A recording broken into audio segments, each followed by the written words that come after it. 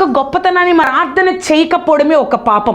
ప్రార్థన ద్వారా మనం కృపను పొందుకుంటాం, రక్షణ పొందుకుంటాం. ఆసక్తితో నువ్వు నేను ప్రార్థన చేస్తే అద్భుతాలు చూస్తాం. విశ్వాస సహితమైన ప్రార్థన రోగిని స్వస్థపరుస్తుంది.